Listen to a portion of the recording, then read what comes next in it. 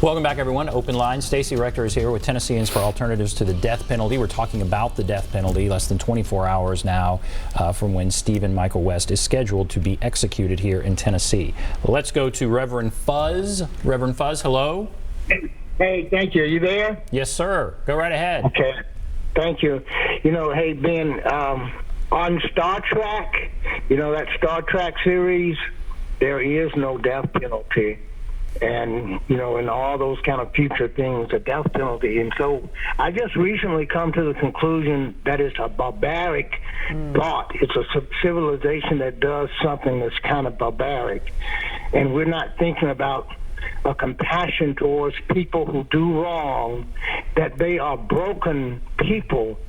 And rather than us trying to restore or redeem or fix broken people, we choose to destroy, demean, belittle them. And I hear that even coming.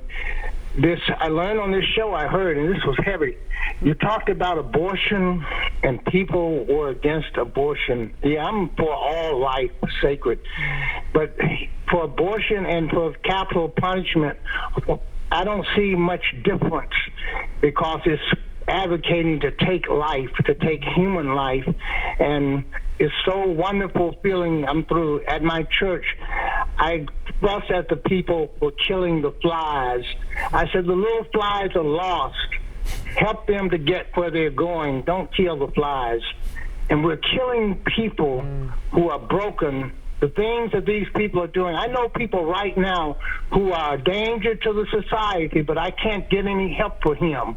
I can't get mental illness help for this guy. He threatens, and I know other folk like that. And I've tried for 4 years. And then if I can't do it with so many people and resources and years, just think what problems they have out here trying to get help for people who are broken. Why can't our society think of ways that we can repair broken people? Those are just some of my kind of rambling thoughts. Thank you. Well, Reverend Fuzz, thank you. So there's Reverend Fuzz. Yeah. What do you think of what he's saying? Well, I think he hit on such an important point, a lot of important points, but the one that I want to speak to is this notion that, you know, folks are out there hurting. They need help. People, particularly with mental illness issues, are looking for help. Their families in particular are, and it is very difficult to get folks help. We don't have enough resources available to people. We're spending millions of dollars to pursue the death penalty for one person, currently a man who is very sick with severe mental illness, and we could be diverting those resources and spending those resources to prevent these crimes from happening, when so often what you hear is, there were signs, this person was in distress, this person was in trouble, this person was living with horrible trauma and had nowhere to turn. We've got to figure out how to get the resources and the focus there. So that's Reverend Fuzz saying that. You're a reverend, I know. And so if someone's out there saying an eye for an eye, it's right there in the Bible, an eye for an eye, that these are people that have done, you know, terrible things, and they should be punished. It says it right there in the Bible, an eye for an eye. As a reverend, and I would have asked Reverend Fuzz this, but now I'll ask you, what about that verse in the Bible, an eye for an eye? Well, there's a lot that can be said about that verse, and has been said about that verse, and even you know, folks who think it was to encourage sort of getting even, the actual context of that text was to help people not overdo the impulse. In other words, you can't take more than has been done. Does that make sense? That does. So it's yes, actually, the intent was to curb vengeful behavior, not to encourage vengeful behavior. However, for me, obviously, as a follower of Jesus, I look to his life and teachings as the lens through which I see all of Scripture. And he specifically addressed that very text and said, you have heard it said, but I say unto you, love your enemies. He talks about forgiving. He talks about grace and how none of us none of us deserve the unconditional love of God, but it's there for all of us just the same. And that's what's radical about the grace that God gives us, that it's not about what we deserve, but it's about, I think, what we need.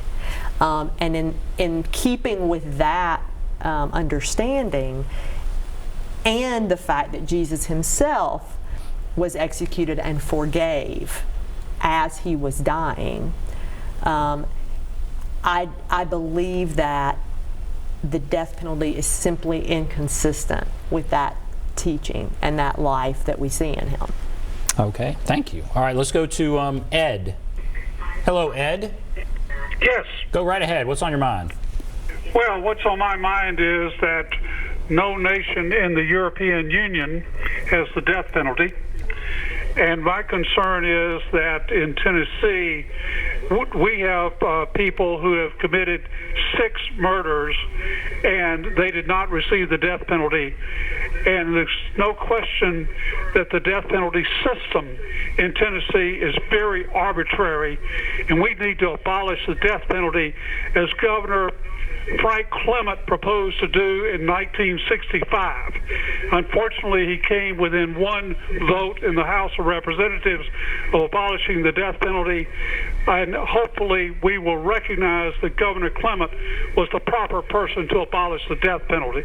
Thank you very much. Wow, Ed, thank you. That's a few years back. That's amazing we came that close in Tennessee. We did. Tennessee's history has really been, it's been somewhat progressive and later just sort of ambivalent on the issue until very recently. But again, I think the irony is that I think the public continues to be struggling with this, and we're executing people from a time gone by, when the criminal justice worldview was different. But Ed's point about the arbitrary nature of the death penalty, yet again, is spot on. Not only do you have this geography, this geographic arbitrariness in who gets it, and again, you get down to the crimes themselves. And when you look at the different crimes, you would be hard-pressed putting out different cases on this table to tell who was on death row and who wasn't, because so much of it is not about the crime. Murder is terrible in all cases, but it depends more on things like the county the person was prosecuted in, the level of counsel the person had, whether the person had a mental illness and was able to help with their defense and navigate the process, the racial factors that were involved. So you start looking at all those things, and that oftentimes gives you more clue as to which cases are going to be death cases than the crime itself, and there's something wrong with that. The geography part of it, that is interesting to me. The counties, yes. Is it Shelby County? And half of our row comes from Shelby County, almost half. Yeah, so you commit a crime in Shelby County, you have a and higher Davidson, chance. it's about 10%. Okay. So you could commit the exact same crime, one in Davidson and Shelby, and end up with a life sentence in Davidson with parole eligibility even perhaps, or life without parole, or death in Shelby. All right, we're going to take a break. We'll come back. We'll get to your call if you're on the line. Hold on. We'll take a break. Be back right after this.